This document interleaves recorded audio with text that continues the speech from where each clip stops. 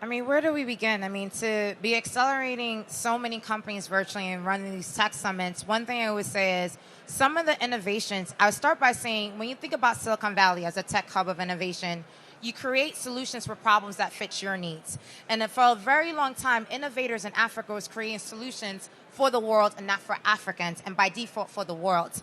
And so now we're creating solutions for ourselves. So how many of you have heard of Jumia?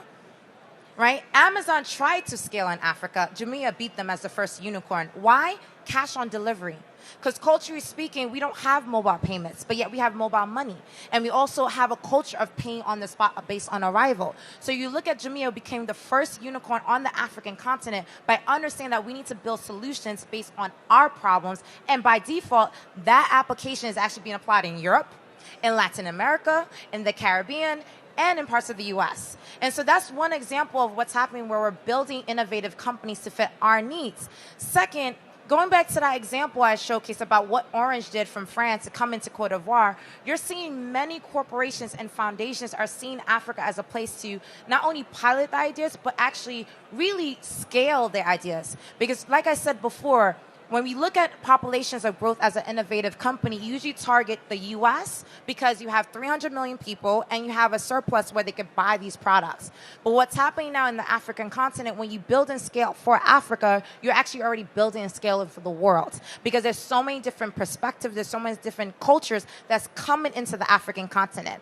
For those who don't realize, if you don't believe that Africa is really moving forward in terms of innovation, look at the plane ride of people coming into countries in Africa.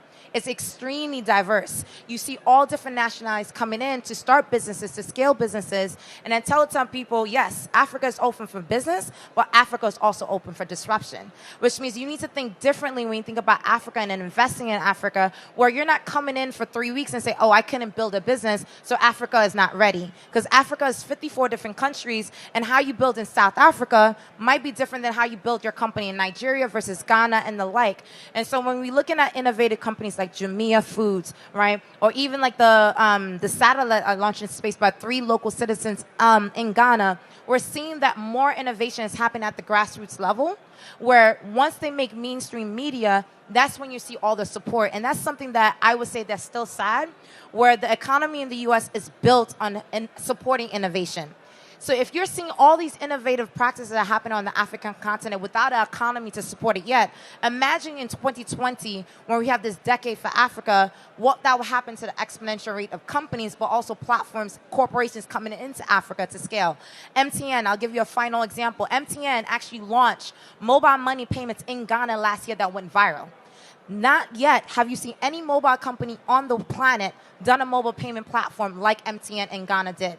And so now other mobile telecom companies are doing the same thing, actually trying to crowdsource equity capital for the grassroots. And I'm talking about literally from $1 donations through the MTN mobile money to raise capital for a corporate telecom company giant of the country. So you're seeing examples at the grassroots startup level, but also at the corporate level as well. And again, people are inspired to make an impact, but also make business that actually also generate impact in these countries as well.